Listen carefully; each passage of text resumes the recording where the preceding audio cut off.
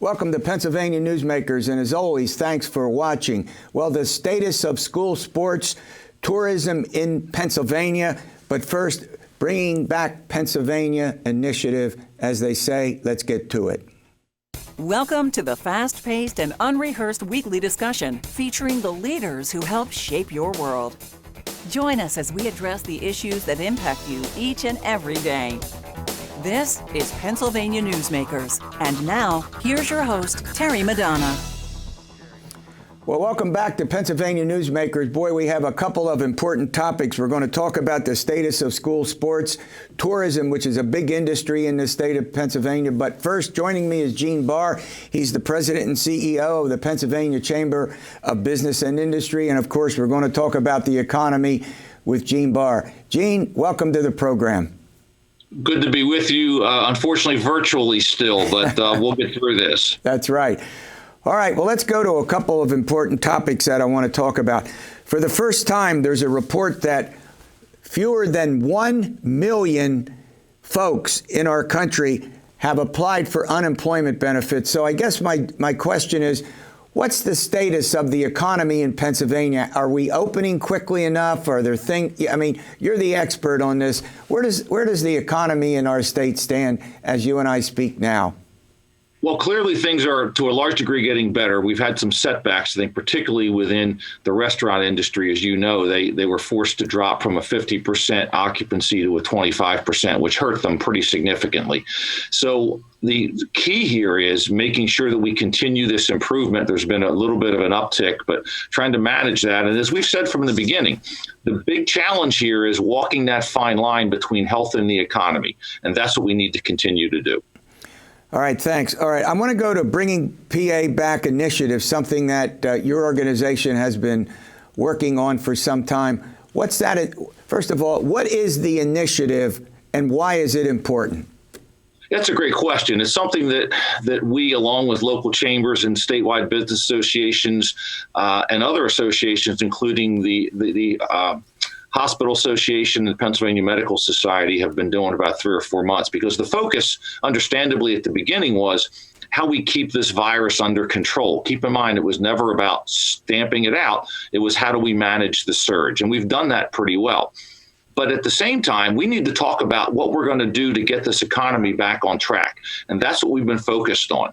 So we've been focused on trying to move that forward, as you know, trying to drive down these unemployment claims, get people back working, and getting this economy back to where we hope that it can get, and trying to push for that. At the same time, we need to continue to look at what happens if, just this morning, hearing the head of the CDC talk about the problems that we could be facing in the fall and into the winter. So while looking at that, finding safe ways to operate, making sure that we're protecting our employees and our customers while getting those customers back in the store. It's also led to a little add-on, which we think is critical. The Chamber, Hospital Association, and the Medical Society, we've created a new campaign on masking because, of course, when the governor announced his order, the burden has been on business to enforce the masking issues. And we want to make sure that people understand the need to mask, the benefits of masking, and it really is to support your job and support your health. Mm-hmm. All right, well, let's turn to another subject before I have to let you go, and something that's called targeted temporary liability. What is it and why is it important? Terry, it's absolutely crucial. We've been trying to push forward at the state level. Unfortunately, we've not been successful in having the governor grant temporary safe harbor or liability protections for doctors. There have been some very limited ones for doctors, but for doctors, hospitals, nursing homes, and businesses across the board. We have universities, schools, all kinds of associations that are supporting this. The need is this. We cannot get back if there's a concern that there's going to be a flood of litigation. We're already starting to see an increase in litigation. For example, I have one member in Western PA, a grocery store chain, that's already been sued more than 36 times for enforcing the mask mandate. There have been suits against amusement parks for enforcing the mask mandate. The mask mandate doesn't, as we know, doesn't protect you, it protects others. Correct. And so businesses and others are placed in an unenviable position of telling people, hey, you've got to wear a mask. We've had numerous assaults. There was just one at an amusement park in suburban Philadelphia earlier, where one of the employees was struck and I believe fractured his jaw by telling somebody that you have to wear a mask.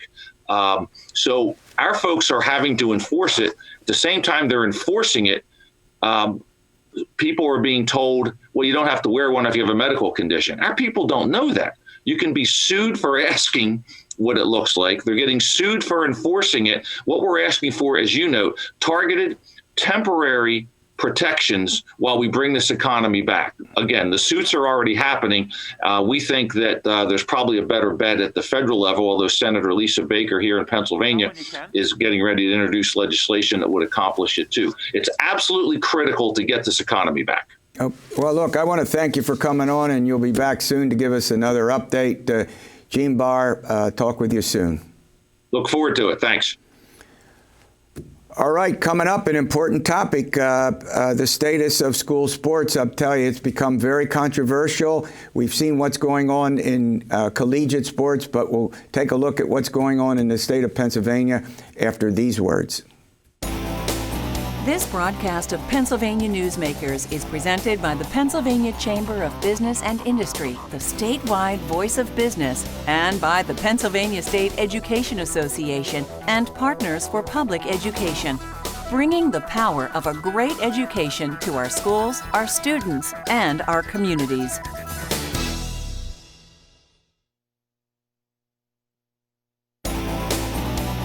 This broadcast of Pennsylvania Newsmakers is brought to you by the Pennsylvania Highway Information Association, the go-to source to learn about transportation projects and issues.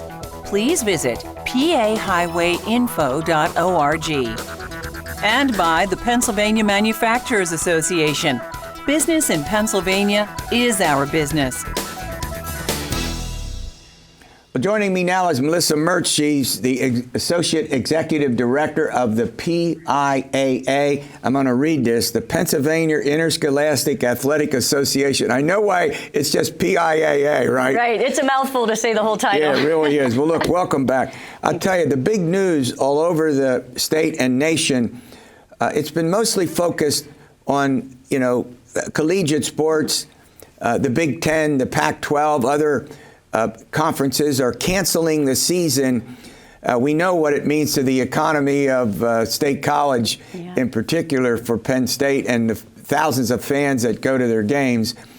But overall, there's a lot of I won't say indecision, but a lot of deep thought going in and weighing the pros and cons.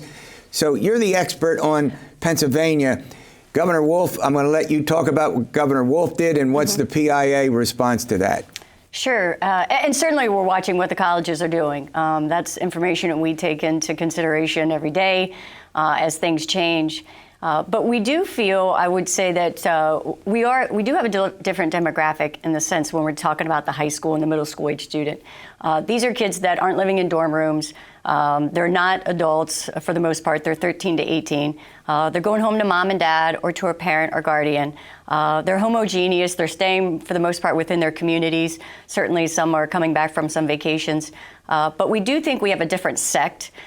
We do think, though, as well, that with the guidelines that we put forward with our schools, and that the schools have adopted athletic health and safety plans, that we do have an opportunity to provide a safe environment for kids to go back and play fall sports. Well, Governor Wolf made a recommendation, not a mandate, but a recommendation. What was it, and what's the PIAA reaction to it? Governor Wolf came out last week and gave a strong recommendation that no sports take place until January 1, 2021.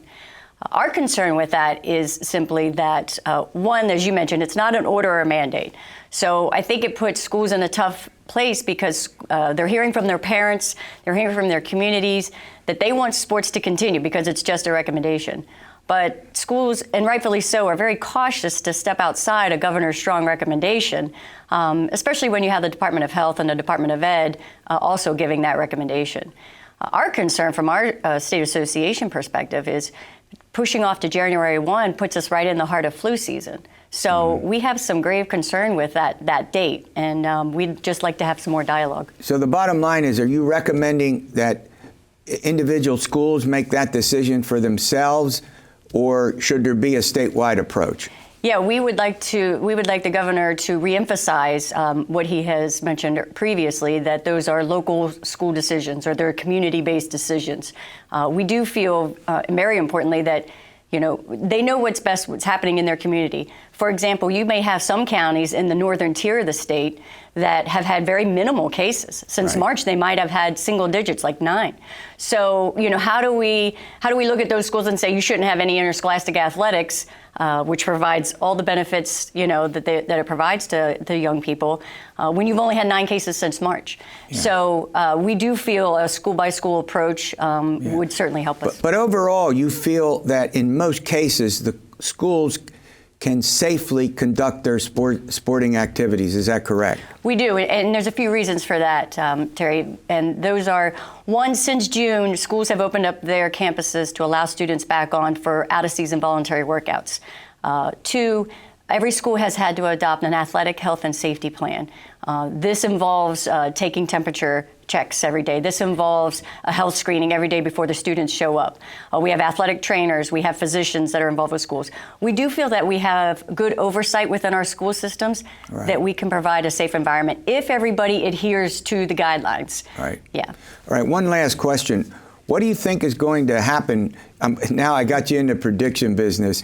Are most schools going to conduct sports? Have you done any surveys, or is it too early to know what percentage or what kind of schools will engage in sports? Obviously, some are just going to open some sports, but not others. Sure. Obviously, golf, you can go through some where you can keep the social distancing pretty easy, and you're outdoors. Go ahead. Right, yeah. We haven't officially surveyed all of our membership. Prior to the governor's recommendation last week, I would say a majority of our membership was planning to start football heat acclimatization this past Monday. They were a go. Now we've obviously paused. We've tapped the brakes based on what the governor said, and we're going to have to make some reconsiderations.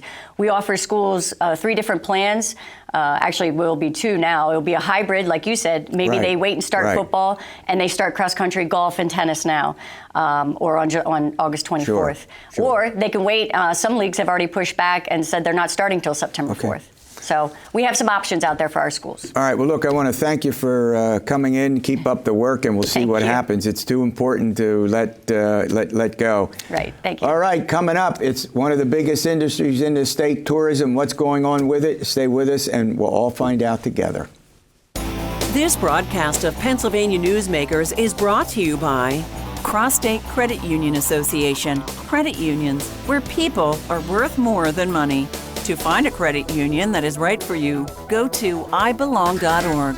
And by the Energy Association of Pennsylvania, Pennsylvania's energy information source.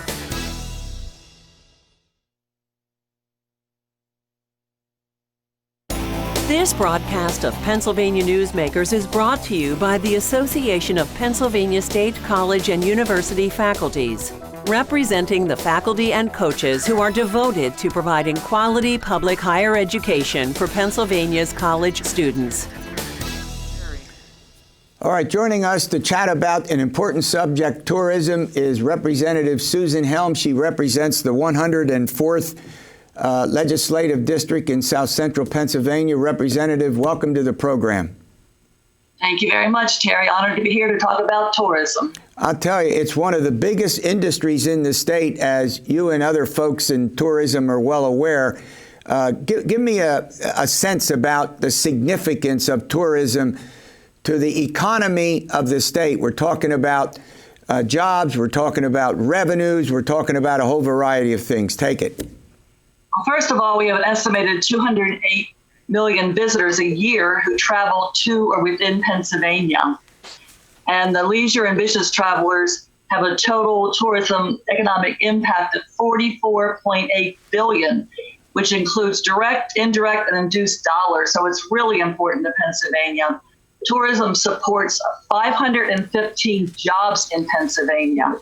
In Dauphin County alone, which I represent a lot of Dauphin County, this means that a total economic impact of $2.5 billion and almost 20,000 jobs.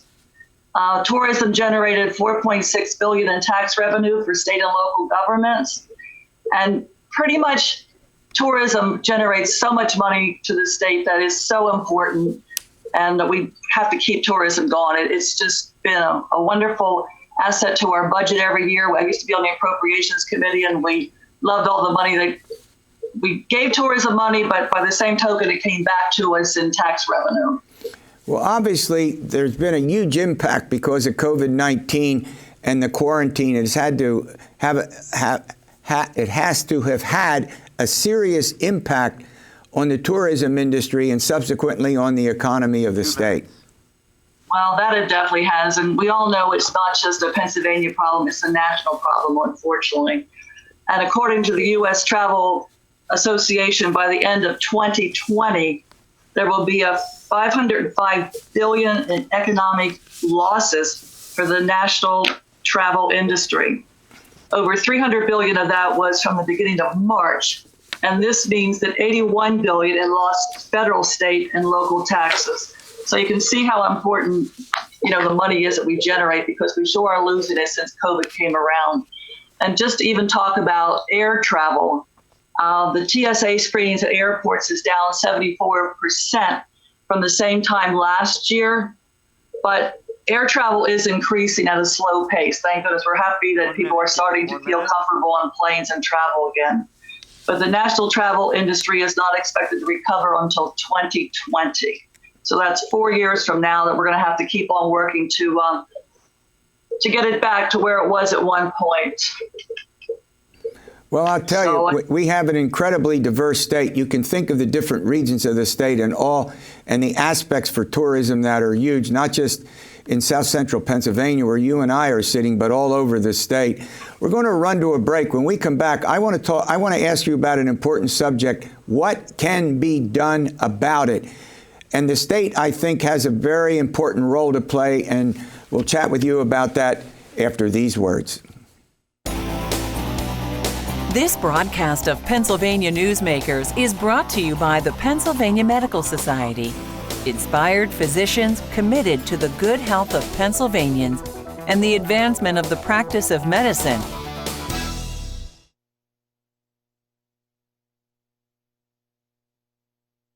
All right, I'm talking with Representative Susan Helm from the 104th District, State House District in South Central Pennsylvania. We're talking about an extremely important subject, tourism. All right, Representative Helm, let's go to an important aspect. Does the state of Pennsylvania have a role in sustaining tourism? And if so, what should that role be? Well, we absolutely have tourism in our budget every year. And for the 2021, almost $6.7 million from the state budget and the Tourism Promotion Fund has been appropriated to DCED's Tourism Office for Marketing and Promotion. As recently as 2009, the budget provided $17 million, so we really did cut that down. But I have to give the different tourism promotion offices a lot of credit because they figured out how to get the tourism moving along without the money that they had to have at one time. But we're going to have to really look at that again, because with tourism down, the offices are suffering. So it is the state's responsibility to put money into get tourism back where it was at one time. But just so people know that we have 121 state parks, and they're free for visitors in Pennsylvania. Like a lot of states, when you go into state parks, you have to pay to go in, but there's 2,500 lakes and 288,000 acres of parks in Pennsylvania that visitors can tour. And like in Pennsylvania, like there's a lot of historical places people like to go to. Obviously, our two large cities, Philadelphia and Pittsburgh. The Poconos is a very good example. Like right now with the COVID-19, a lot of outdoor activities are what people are participating in. And the Pocono Mountains, we all know, basically in the winter it's skiing. In the summer, they have water parks. So the Poconos is bouncing back a lot quicker than a lot of other areas. Our Lancaster area is booming right now. People love to go to Lancaster Farms, outdoor markets, and even Philadelphia. Even though we have a lot of COVID in Philadelphia, people are going to Philadelphia area to visit the sites there, the historical sites. But, we have to think about, when the governor closed a lot of businesses, like a lot of museums are hurting. So we will be looking at putting money into museums and different areas like that. So yes, the Pennsylvania definitely has an interest and a responsibility to take care of the tourism industry.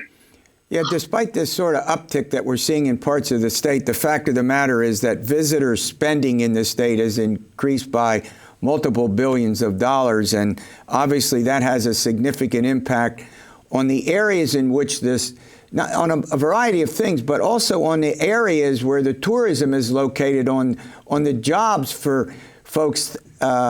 Thousands and thousands of jobs are affected by this, by people who live in these local communities.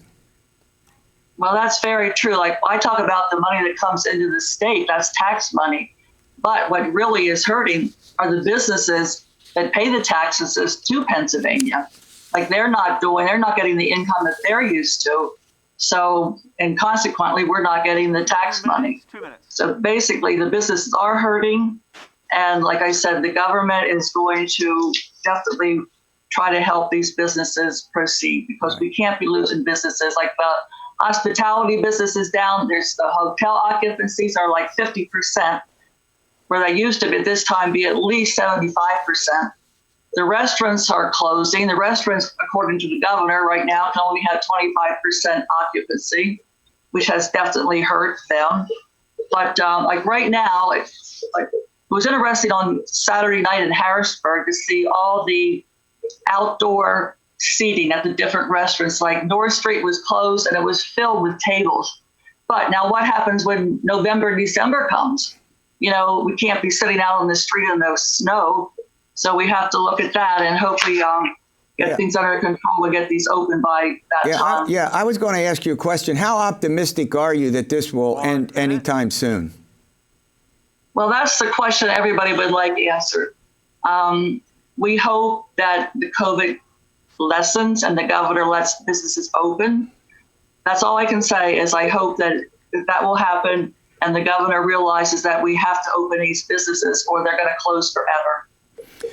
Yeah, well, it all depends obviously on COVID-19, but the economy of the state is very important. You all in the state legislature still have to do a budget by the end of after the election time for the bulk of the state, not the schools and the public universities. That has been decided for a year. Well, listen, I want to thank you for coming on the program, and hopefully you'll come back. All right, we'll see you next week for another edition of Pennsylvania Newsmakers, and as always, stay well.